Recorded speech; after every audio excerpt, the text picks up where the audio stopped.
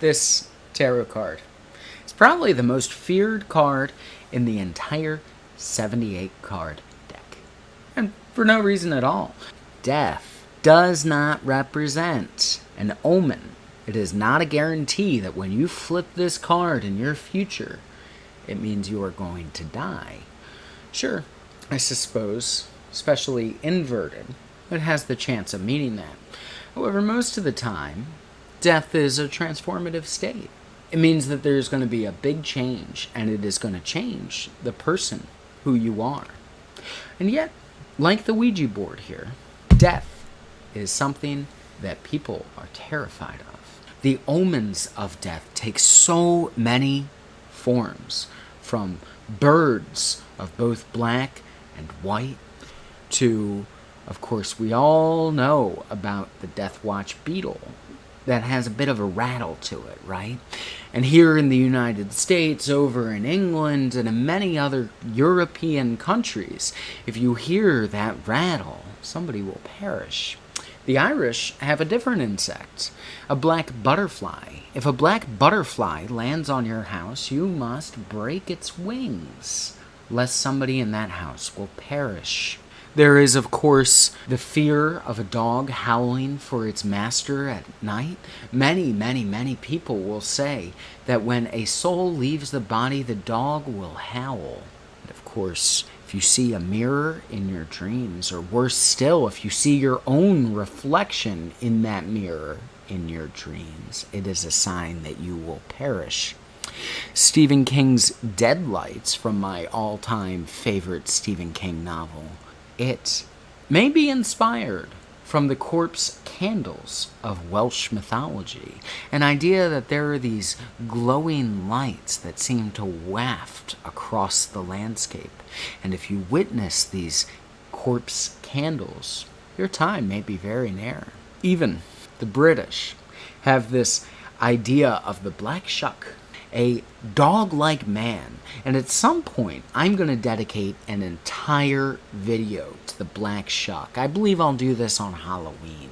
I believe Black Shuck is probably the best thing I've encountered for a good Halloween episode. In a place called the Barry Pomeroy Castle, they have their own unique death omen that shows up in what is now a ruined castle.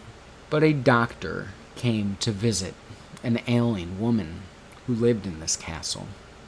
And while he was sitting there waiting to be brought into her room, which I'm sure was mirrorless, because you don't want a mirror in a room where somebody is sick, lest their soul become weakened and the omens show up. A woman in a white dress walked into the room. She walked to the staircase, she turned, she smiled at the good doctor, and she continued up the stairs to the woman who was passing. And when the doctor recounted that to the people who lived in this castle, they said, "Oh, you've seen the death omen." And this woman in a white dress has been seen by other people in the time of somebody's passing. There are even cultures that believe when somebody passes on, the last person to pass on in that year will then go and collect the souls of the people who pass on for the next year. Death omens are wonderful, and they're absurd, and they're beautiful. And I'm sure you may have a death omen of your own. Maybe it's a relative coming to say goodbye before you even know they are dead. Perhaps it's the howling dog or the black butterfly. But in Chicago, Illinois, a fascinating death omen occurred. April 18th, 1924, the stockyards in Chicago begin to blaze. 1910, just 14 years before this, one of the worst Chicago fires in history happened at that stockyard. And fire stations across the city scramble to put out the blaze, fearing that they will have a repeat of what had happened in the past.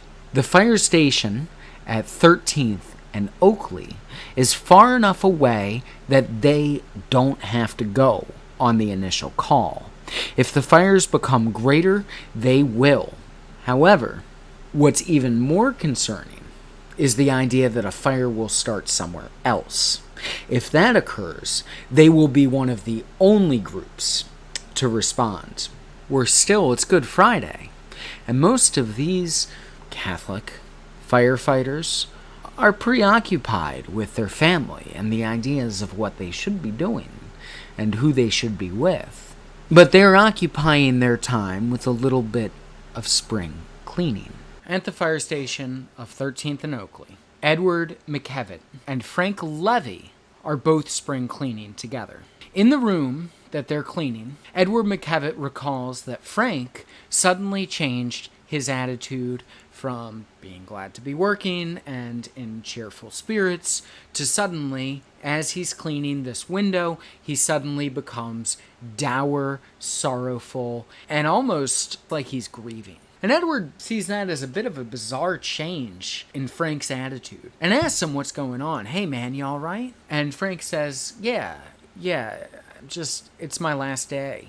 And Edward's like, well, what do you mean? What do you mean it's your last day? It's just, this is my last day of working here. And before Edward can ask Frank anything else, suddenly the fire alarm is going off. And they're called away on a new fire.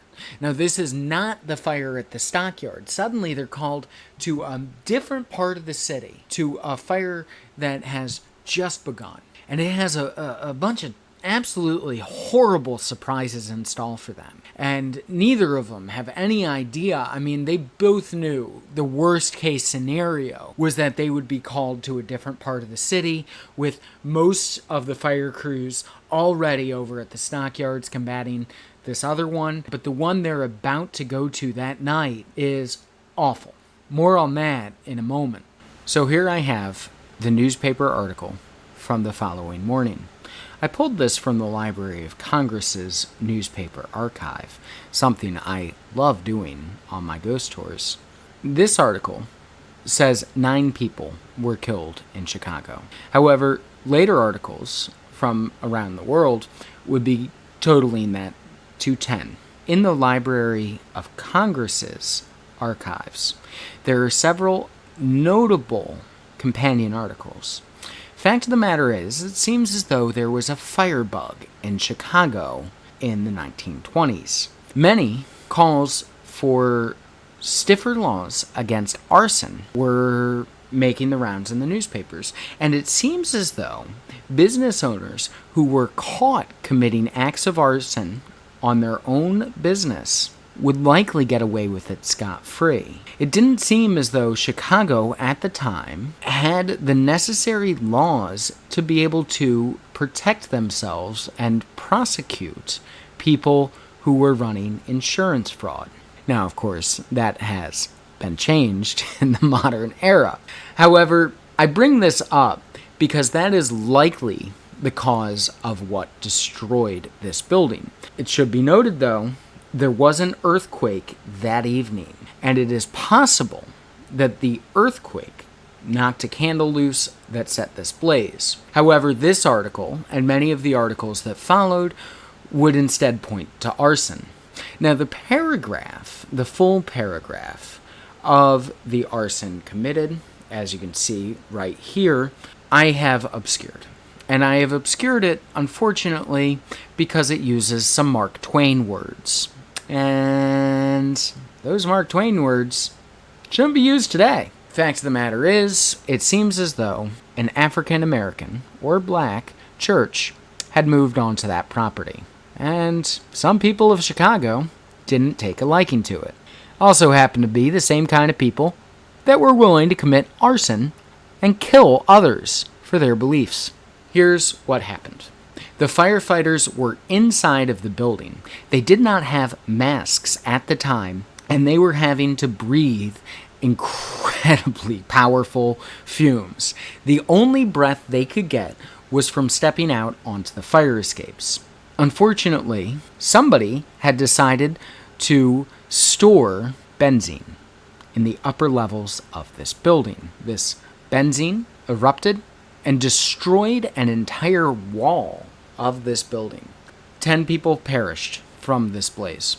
If you saw the headline of the newspaper, you know it said 9. 9 names are listed here, including Frank Levy's. However, one person died later of fatal injuries. It seems at the time, firefighters did not have respiratory masks and had to go out onto the fire escape to be able to get some fresh air, and then go back in and out and in and out. That is not, obviously, the best way to combat a fire. And on top of that, the fact that possible firebug had stored benzene in caches in the upper level of the building. The flames eventually reached the benzene, and the building exploded, taking down the wall connected to the fire escape. For the people standing on the fire escape or ladders leading to it, or near the walls where the explosion occurred, this brought down debris of brick, stone, and building on top of them. The entire building, it seems, collapsed into that wall. Only one body was recovered from the collapsing building. Edward McKevitt was the only survivor. He was on the ground, watching the structural integrity of the building and calling for the other firefighters to exit. Unfortunately, his calls fell on deaf ears, and those who heard him were not able to flee in time. The next morning, Edward McKevitt is informing his coworkers on what had happened the night before. In a dour state, he remembered Frank Levy's prediction that this would be his last day of work. And he looked to the window that Frank Leavy was cleaning, and he saw a handprint on that glass. Instinctively, he walked to the glass and tried to finish Frank's job. He wiped where the hand was, imitating Frank the day before, but the hand would not remove. And he wiped, and he wiped, and he wiped, and this hand, Death Omen, would not come off of the glass. And he wondered, was this what Frank had seen the day before that had given him this dour look? Could this hand have been the reason why he knew he was not going to work the next day? I could not find a source for this handprint. Most of the collections of ghost stories that I have encountered this story in always say that newspapers printed articles about the hand. Unfortunately, in no newspaper article that I have found is the hand mentioned. However, a paranormal group that also runs a blog, a link to their website will be in the description, has found a photograph of the window and the handprint of Frank Levy's Death Omen. And obviously, it's a bit doctored. Black and white newspaper isn't going to be able to really show a handprint on glass. And so it is likely they use some kind of soot or chalk or something to be able to get that handprint visible for the cameraman. However, the fact that photographic evidence does exist makes this true. This is fact. Here's the evidence. Fortunately, I am waiting on the source for this photograph. If the paranormal organization gets back to me with the source of this photograph, I will update this video. If they get back to me after this video is posted, I will provide a link for it in the comments later on, and I will probably mention that I did so in a future video. What do you think? Was Frank Levy's hand an omen of his death to come? Could you imagine putting your hand against a piece of glass, standing and noticing that when you tried to wipe it off, your hand would not remove from that piece of glass? That must be pretty freaky to experience. What could burn a hand into glass? It's not the only instance of a hand leaving an imprint in an impossible place. Obviously, I'm from Maryland, and we all know the story of Mall Drawer, something I plan to cover this winter. Now, it should be noted, I've been mentioning to people in my circle and to people who comment on my videos and message me about the videos that I'm making that I'm going to be releasing a video on the madness of Francesco Goya. I hope to have it out next week. However, I've been saying that for the last 3 weeks running. Francisco Goya is a man very close to my heart, and I am trying to make the best possible video I can when it comes to his insanity. And so please forgive me if next week there's something completely different. Alright, did you notice my beard vanish at one point during this video? That's because I had to do a little bit of a reshoot, and thank you to my editor, Dana, for being so awesome and helpful. This is the YouTube recommended outro. They are constantly asking me if I filmed an outro, and so here it is. Don't forget to like, comment, and subscribe. Creepy, weepy, and cut you here. They're monitoring who likes, comments, and subscribes. And if you don't do one of those 3 things, they will stand over your bed tonight and they will just giggle at you. Also, if you enjoyed this video, there are a lot, really some cool content. My favorite video hasn't gotten a lot of views yet and is definitely one you should check out. I'm going to put it right here. And this is the story of a woman who is returning from the dead to feed her infants. And it is a legend from Ireland. It involves the strange lore of fairy. Definitely something cool for you to check out. And over on this side, right here, you can watch a video about a witch who went to the church and asked them for help protect her from the devil. And so if you want to watch a strange video about the lore of witchcraft, you can check it out here. And if you want a story about fairies and zombies and breastfeeding mothers that are dead, over here. And with that, don't forget to check back every week. And so now I think what they do in these outro videos is they just sit here quietly, kind of awkwardly. You sit in silence long enough and eventually you start remembering that life is meaningless and painful. We're all gonna die. All right. I think that's long enough. Bye!